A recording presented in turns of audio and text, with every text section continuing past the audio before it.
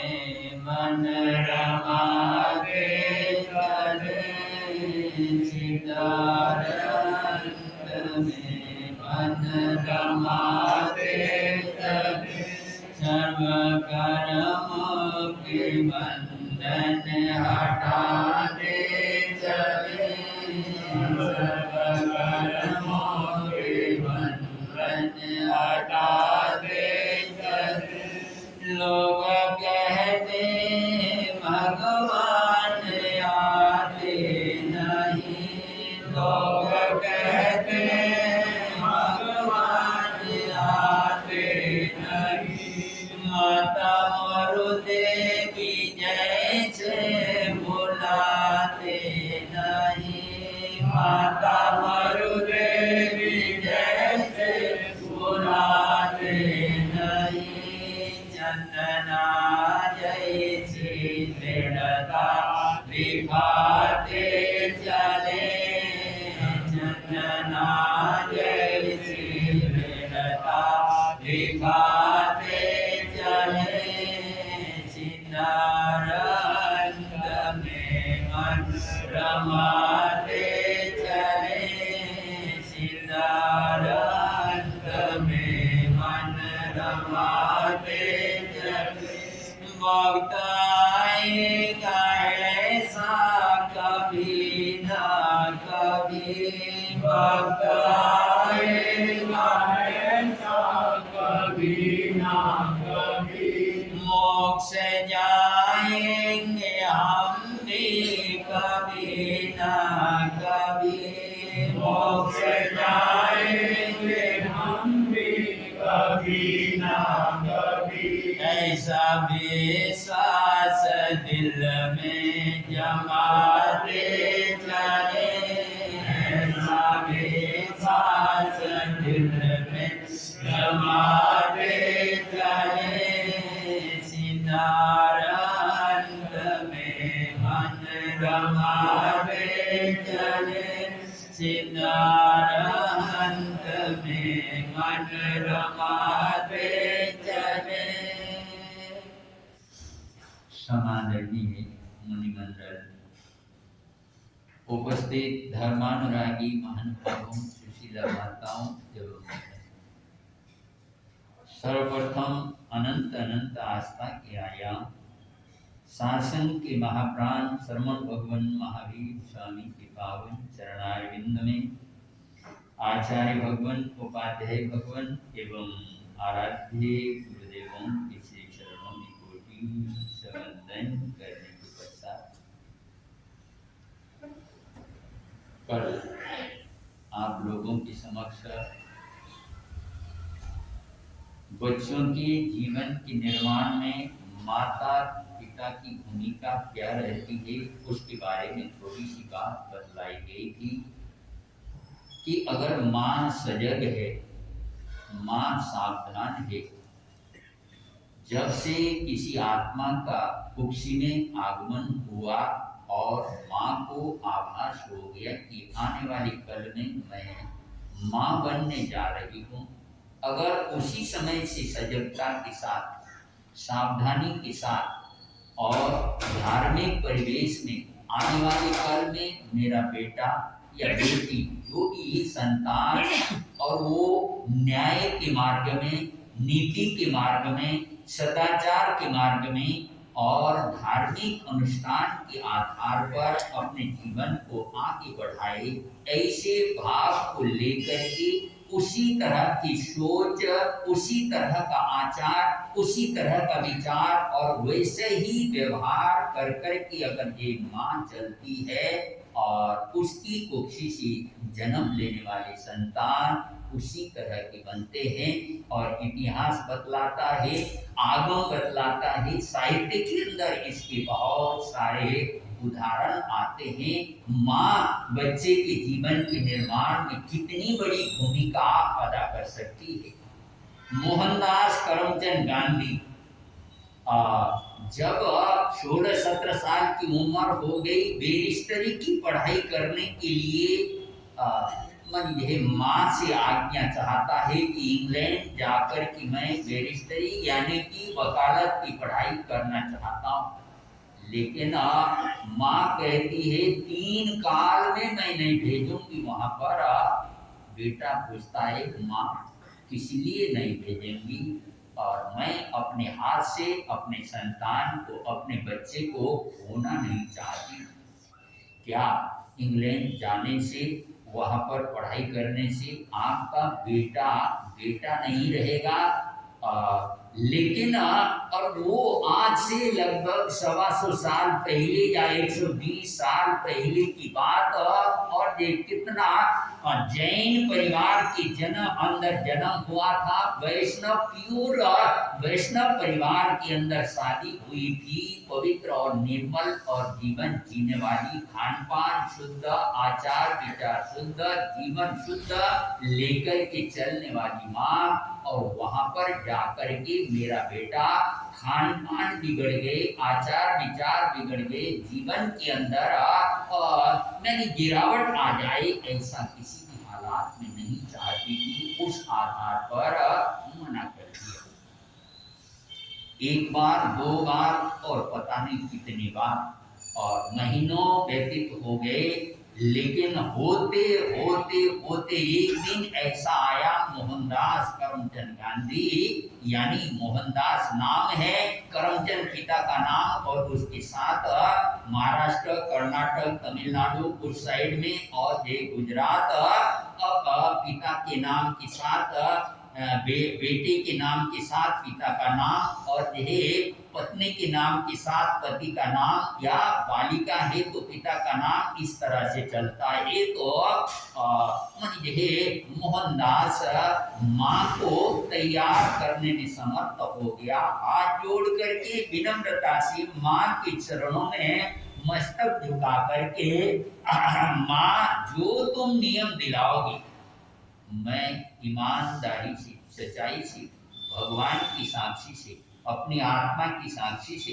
आपके चरणों के और ये साक्षी से, और जिन गुरु से, जिनसे मुझे नियम दिलाओगी, और उनकी साक्षी से मैं उसका बखूबी पालन करूंगा।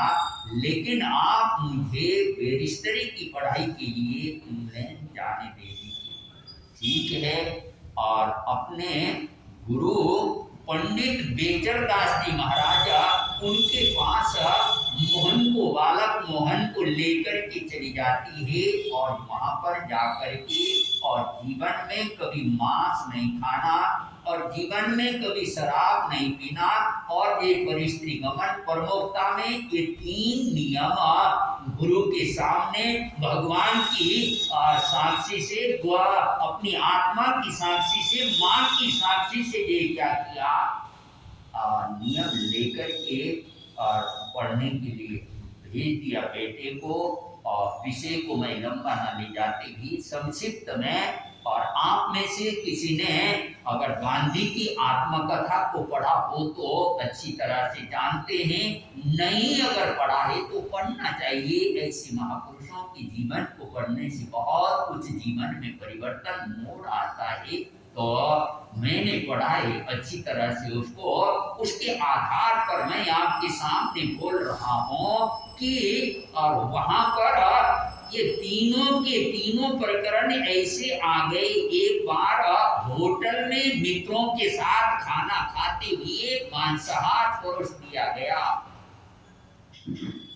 देखा ये भोजन शुद्ध नहीं लग रहा है, और उस आधार पर कतई ही किसी भी हालात में वहां पर समझौता करने के लिए तैयार नहीं है। ऐसे ही और एक बार शराब की बोतल मित्रों के अंदर बोतलें खुल गई, इसके हाथ में, उसके हाथ में, उसके हाथ में, गांधी के हाथ में भी पकड़ा दिया गया, और ये लेने की मुद्रा में वो आ गए थे।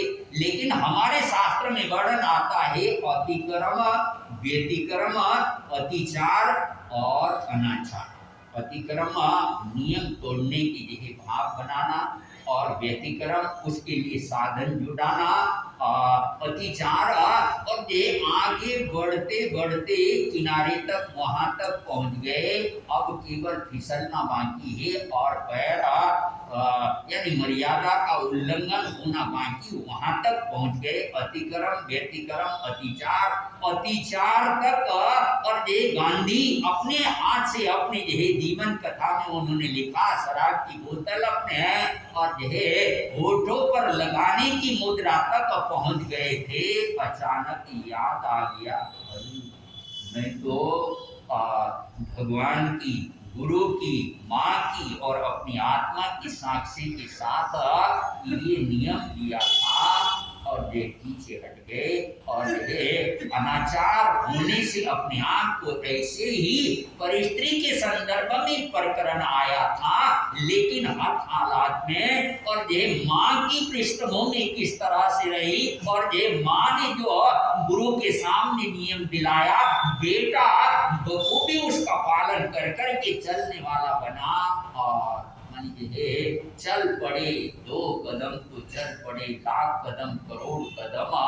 आगे जब गांधी चले तो उनके पीछे विदा होकर के उनके निर्देशन में, उनके मार्गदर्शन में काम करने वाले लोग कितने रहे हैं, और ये तो आप लोग जानते हैं। और उनके जीवन की निर्मित में और माँ की भूमिका कितनी बड़ी है रही है। तो केवल माँ बनना, बच्चे को जन्म देना कोई बड़ी बात नहीं है। कल ही मैं बोल करके हटा हूँ, सर्पिणी भी सैकड़ों अंडे को एक साथ में जन्म देती है। भगवती सूत्र का वो पाठ कल मैं बोल करके हटा हूँ। और यह महाराजा चेतक और कोणिक के युद्ध के अंदर लाखों लोग मारे गए थे। वो मारे गए लोगों में से 10,000 आत्माएं एक ही मछली के और पेट में जाकर के, भगवती सूत्र के अंदर इसका वर्णन है। तो एक ही मछली के कुक्षी में जाकर के ये मछली के रूप में उन बच्चा यानी उन आत्माओं का जन्म, तो जन्म तो मछली की देती है, और भी पता नहीं कितने कितने एक साथ में कितने जन्म, लेकिन जन्म देने के साथ खुद सांचे में ढल करके और अपने बच्चों को भी संस्कार के सांचे में जो ढालने वाली है माँ है। सही मायने में माँ की भूमिका वो अदा करती है। साहित्य के अंदर वर्णन आता है, उपाध्याय ज्ञान देने का काम करते हैं और सही मार्ग, सही ज्ञान देकर के भटकती हुई आत्मा को सही मार्ग पर चलाने का काम करते हैं।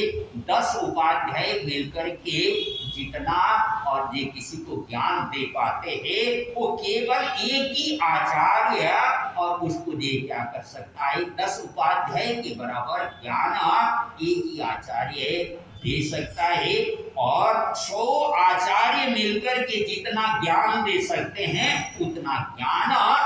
और बच्चे का पिता अगर संस्कार के सांचे में, अगर ये धार्मिक परिवेश में, अच्छे वातावरण में और खान पान, रहन सहन, आचार विचार में शुद्धता के आधार पर अगर पिता चलता हो, तो अकेला पिता और ये क्या कर सकता है, 100 आचार्य के बराबर ज्ञान बच्चे को, अपने बच्चे को दे सकता है। और आगे साहित्यकार ने बतलाया 1000 पिता जितना यह बच्चे को ज्ञान दे सकते हैं, वो अकेली माँ 1000 पिता के बराबर का ज्ञान अपने बच्चों को और संस्कार देकर के उनको आगे बढ़ा सकती है। तो माँ बनना, माँ की पृष्ठभूमि में आना इतना आसान काम नहीं है, बहुत बहुत बड़ी बात है। रक्षित युवक मानी बनारस में 12 साल तक अपनी 14 विद्याओं का अध्ययन कर करके लौट करके आया था पिता। और उसका पिता सोमदेव और योगी मंदसौर दसपुर नगर, पुराने जमाने में दसपुर नगर कहा जाता था, आज उसी का नाम मंदसौर कहा जाता है। मंदसौर के राजपुरोहित के रूप में ये सोमदेव काम करता, और ये सोमदेव का बेटा यानी कि राजपुरोहित का बेटा 14 विद्याओं के अंदर पारंगत होकर के आ गया। 14 पूर्व नहीं, 14 विद्या, वेद, वेदांग, छांदोग्य, उपनिषद, व्याकरण, ज्योतिष आदि आदि 14 विद्याओं के अंदर पारंगत होकर के आ गया था। और उसका स्वागत न केवल परिवार के सदस्य और राजा भी उनके स्वागत में पूरे नागरिकों के साथ, मंत्रिमंडल के साथ और उसके स्वागत के लिए क्या हुआ, आगे और बहुत बड़ी परिषदा के साथ उनको राजा ने अपने हाथी के हौदे में अपने बराबर में लिए। रक्षित युवक को देखे जो 14 विद्याओं का ज्ञान अर्जन कर करके आया और उसको अपने बराबर में हाथी के हौदे पे उसको भी बिठाया। नीति के अंदर वाक्य आता है विद्वतंच निर्वतंच नैव तुल्ये कदाचन, स्वदेशे पूज्यते राजा विद्वान सर्वत्र पूज्यते। श्लोक के अंदर बतलाया राजा होना और विद्वान होना ये दोनों में कभी भी समानता नहीं हो सकती है, क्योंकि राजा तो केवल अपने देश में, अपने इलाके में ही पूजा पाता है, प्रतिष्ठा पाता है, इज्जत पाता है, मान सम्मान को पाने वाला बनता है। लेकिन और विद्वान सर्वत्र पूज्यते, और ज्ञान प्राप्त किया हुआ विद्वान सभी जगह पर आदर और सम्मान का पात्र बनता है। और राजपुरोहित का बेटा इस तरह से 14 विद्याओं के अंदर पारंगत होकर के आया है, तो राजा भी, मंत्रिमंडल के सदस्य भी, नागरिक भी हजारों हजारों की तादाद में जड़ में भी उमड़ रही है और जय जय नाद के साथ में जुलूस आगे बढ़ रहा है। राजा की बराबर में रक्षित युवक भी बैठा हुआ है और उसकी नजर, रक्षित युवक की नजर इधर उधर चारों तरफ जा रही है। विशेष करके जिधर बहनें और चल रही है उस जुलूस में, उसकी तरफ, उसका मतलब उसकी आंखों में कहीं कोई विकार या कोई गंदगी उसके दिल दिमाग में नहीं है। वो अपनी माँ को ढूंढ रहा है। बहनों की तरफ देखने का मकसद ये है कि यहाँ पर मेरी माँ और कहाँ है। लेकिन वो सैकड़ों या हजारों बहनों में कहीं पर भी माँ का दर्शन नहीं हुए, माँ नजर नहीं आई। क्या बात, माँ बीमार है या क्या बात? तो मन ही मन आशंकित, ठीक है, गए और और बहुत प्रशस्ति हो गई और बहुत कुछ फंक्शन उनके और ज्ञान अर्जन। पुराने जमाने में विद्वत का ऐसा आदर, ऐसा सम्मान होता था, तो और आदर सम्मान हो गया। और उसके बाद वहां से अपने घर रक्षित कुमार यानी युवक रक्षित पहुंच गया और माँ को ढूंढते हुए आगे बढ़ा। माँ एक कमरे में सामायिक लेकर के बैठी हुई है, ठीक है, और पहुंच कर के सामायिक में होने के कारण चरण स्पर्श तो नहीं कर सकता था, लेकिन निकट में जाकर के मस्तक झुकाया, माँ को प्रणाम किया और मन ये पूछने लगा कि माँ मेरे से क्या गलती हो गई, मेरे से क्या गुनाह हो गया।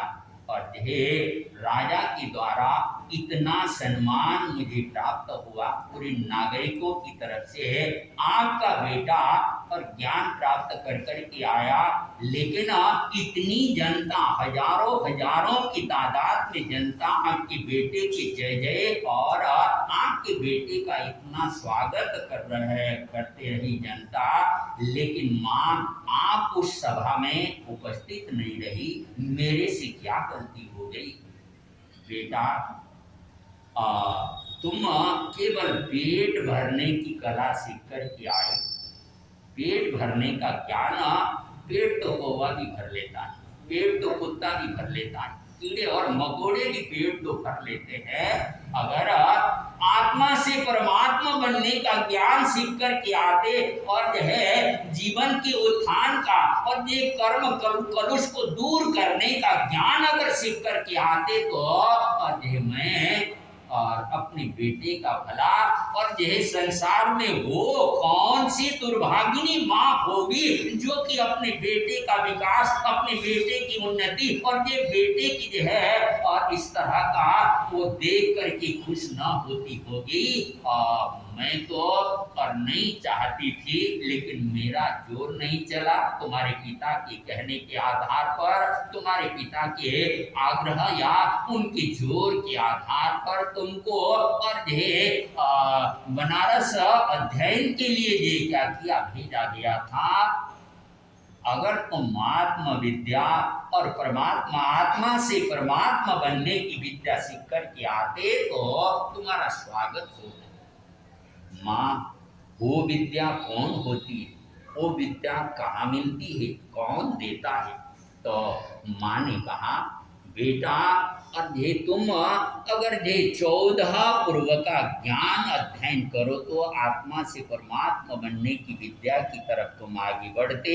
उस विद्या को और यह अपने इसी नगर में, मंदसौर नगर के अमुक जगह पर और तोसली पुत्र आचार्य, संसारी पक्ष के तुम्हारे मामा और और आचार्य रूप में वहां पर विराजमान हैं। अगर उनके पास जाओ तो और तुमको और वो 14 पूर्व का ज्ञान प्राप्त हो सकता है।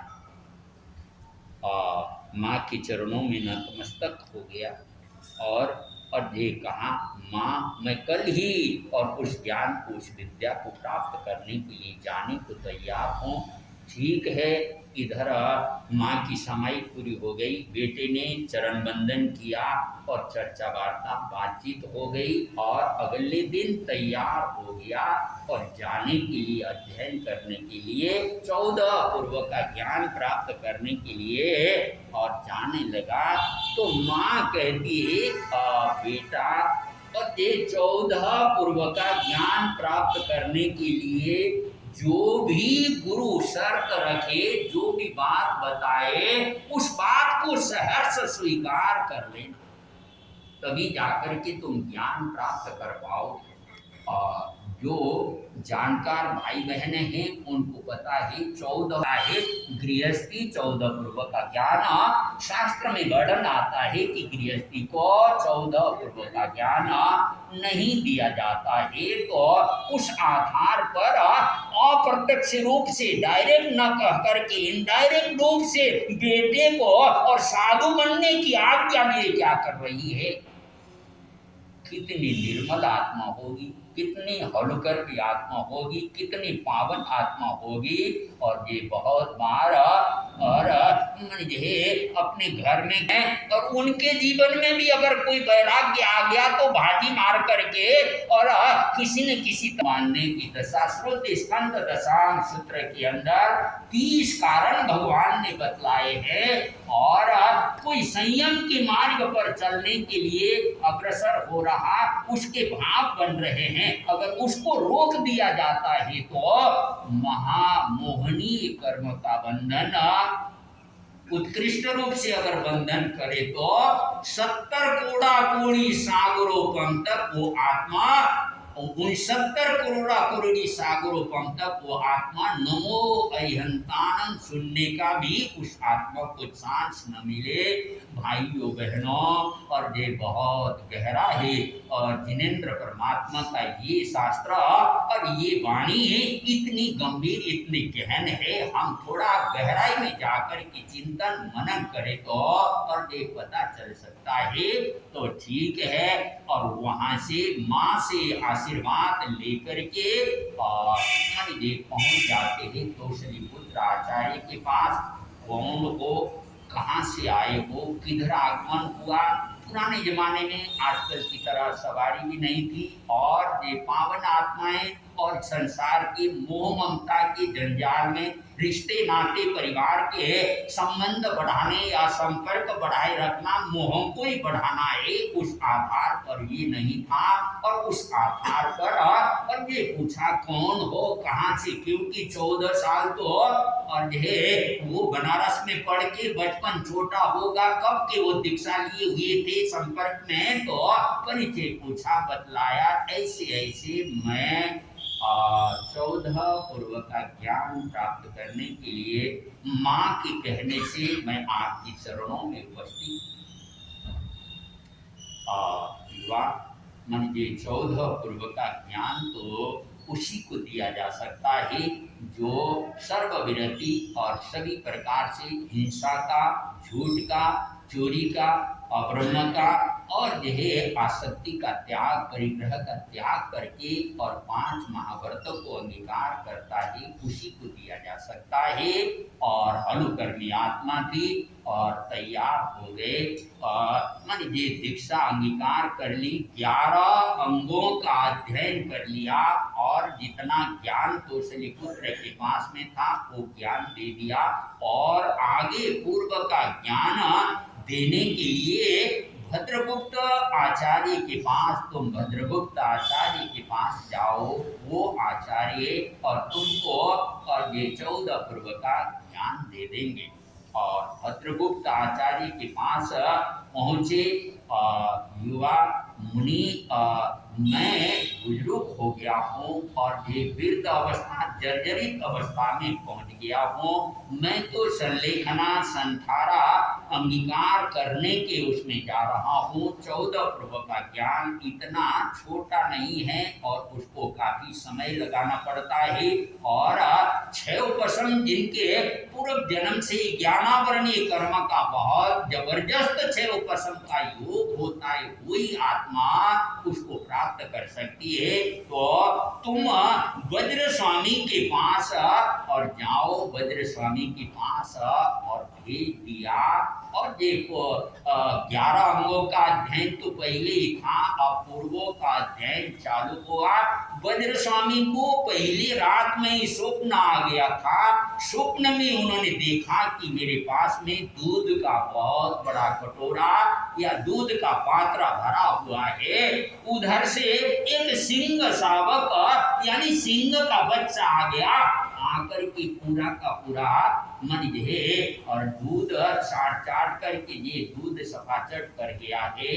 और ऐसा स्वप्न और यह उनको वज्र स्वामी को आ गया था और इधर पहुंच गए और यह बात हुई तो और ये पता लगा कि हाँ ये वही है और ये दूध ये चाटने वाले सिंह के बच्चे के रूप में है। और यह आया, उनको ज्ञान देने शुरू कर दिया, बढ़ती चली गई, बढ़ती चली गई। 9 साढ़े 9 पूर्व तक का ज्ञान अध्ययन उन्होंने कर लिया।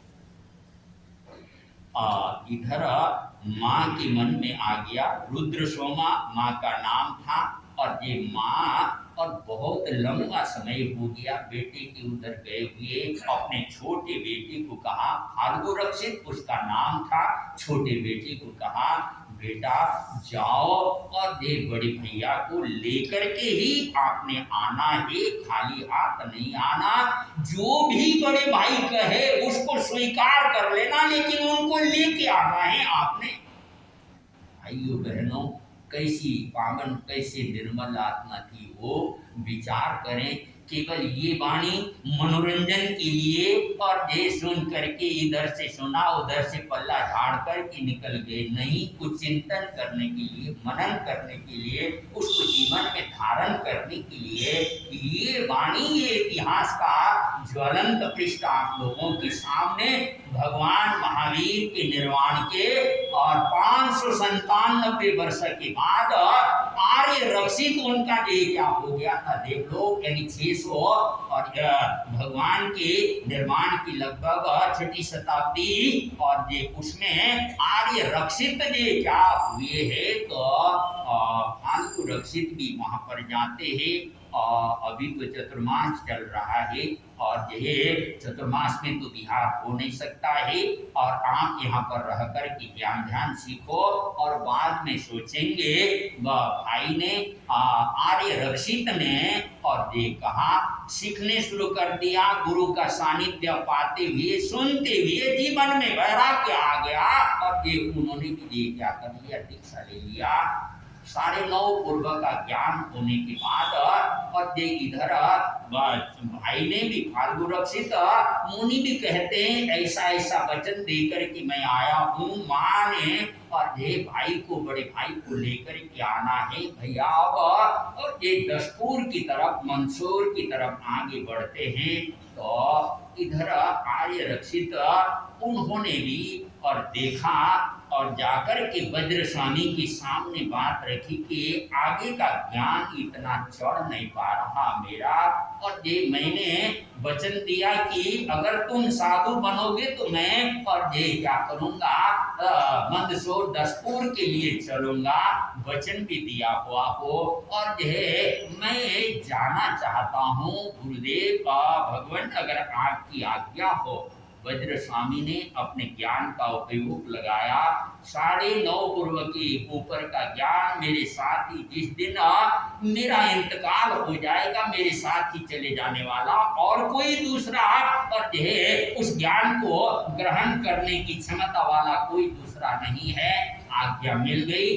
500 शिष्यों के साथ उनको आचार्य बना करके दे क्या हो गए, दशपुर नगर के अंदर उनका पदार्पण हो गया और उनके स्वागत, उनके आदर, उनके सम्मान का क्या कहना। और ये राजा खुद होकर के आदर सम्मान और ये उनकी कर रहे हैं। माँ तो जैसे उसका दिल बांसों उछल रहा, गद गद भाव विभोर, आज मेरी कुक्षी सार्थक हो गई, आज मेरी स्तनों से ये दूध पीने वाला मेरा बच्चा, दोनों ही बच्चे आज इतने ऊंचे दर्जे में, इतने ऊंचे साधक बन करके, आचार्य बन करके 500 शिष्यों के साथ लाखों करोड़ों जनता की आदर्शपाद और ये सम्मानीय बनकर के आए हैं। धन्यभाग धन्यभाग, गद गद भाव विभोर और खुशी के अंदर हर्ष के आंसू माँ की आंखों से बह रहे हैं। और मैंने जो कल्पना की थी, मैंने जो सोचा था और वो आज सार्थक हो गया और मैं भी आपके चरणों में ही दीक्षित होना चाहती हूँ और मुझे भी दीक्षित कर करके भगवान महावीर के शासन में साधिका के रूप में दीक्षित कर लीजिए। और बेटी भी यानी बहन भी तैयार हो गई, उन्होंने भी ये क्या कर लिया, दीक्षा ले लिया और छोटे भाई ने तो पहले ही दीक्षा ले लिया था। इधर और पंडित सोमदेव को विचार करते हैं, अब घर में कुछ रहा ही नहीं, जो थे सारे के सारे परिवार के सदस्य तो चले गए हैं, अब मैं कहाँ रहूं, क्या करूं। साधु बनना तो इतना आसान काम नहीं है, इनके साथ भी मैं भी विहार करता हूँ। बात रखी, वो पूर्वधर 9.5 पूर्व के ज्ञान आर्य रक्षित धारण कर चुके थे, उन्होंने अपने ज्ञान से देख लिया, हाँ उसी से रहिए, रहने लग गए और कुछ दिन तक रहने के बाद उनको आभास हो गया कि ऐसी कोई बड़ी बात नहीं है, साधु जीवन का पालन किया जा सकता है। लेकिन अभी ब्राह्मणत्व का जो और मन में जो था, मेरी चोटी बनी रहेगी और जनेऊ बना रहेगा और ये खड़ा हो मैं पहना रहूंगा और छत्र में धारण करूंगा, चोल पट्टे की जगह पर धोती में धारण करूंगा, लेकिन भिक्षा के लिए मैं घरों में गोचरी को तो जा नहीं सकूंगा। अगर ये शर्त मंजूर है तो मैं दीक्षा लेने के लिए तैयार, क्योंकि वो पूर्वधर आचार्य थे, ज्ञान से देखा और ये उनको दीक्षित किया।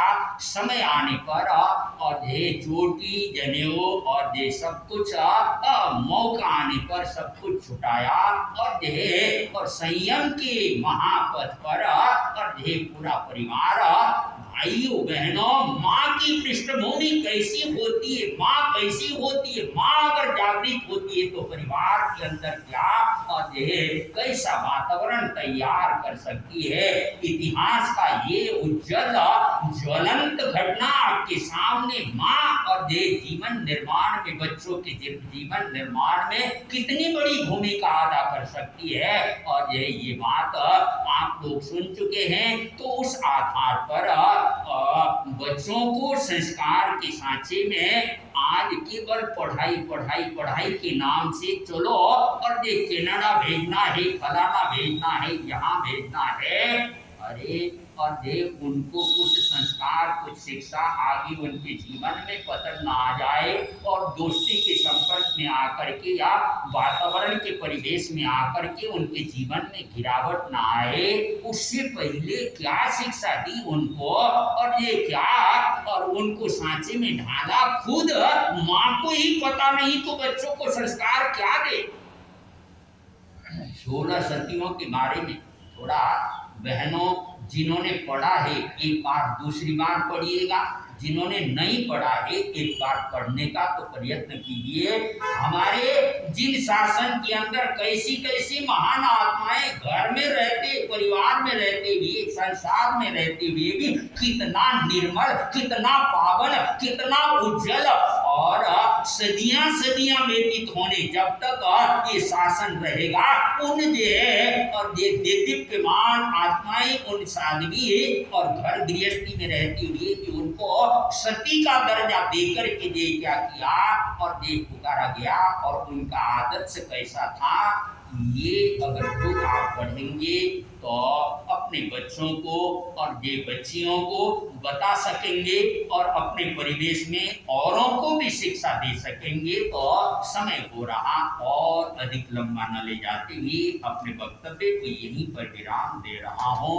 संस्कार के और उस पृष्ठभूमि में माँ का कितना बड़ा योगदान होता है, आर्य रक्षित के ये प्रकरण के माध्यम से आप अच्छी तरह से समझ गए होंगे। 5-5 नौकार मंत्र का उच्चारण मानी कोई भी भाई खुले मुंह से नहीं बोलेंगे या बहनें भी अगर मोमबत्ती नहीं है खुले मुंह है तो और देखो रुमाल या हाथ लगा करके बोलेंगे नमो अरिहंतानां नमो सिद्धानां नमो अरिहंतानां नमो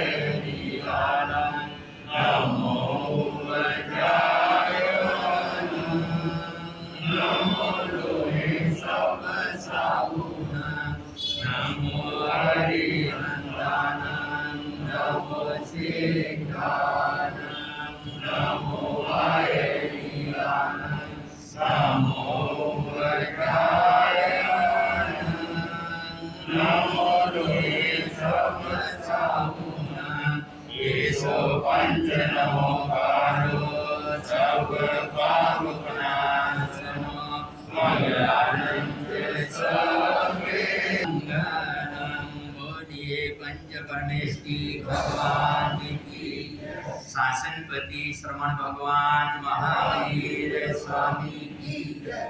हाँ, आज की एकासनी बियासनी का प्रत्याख्यान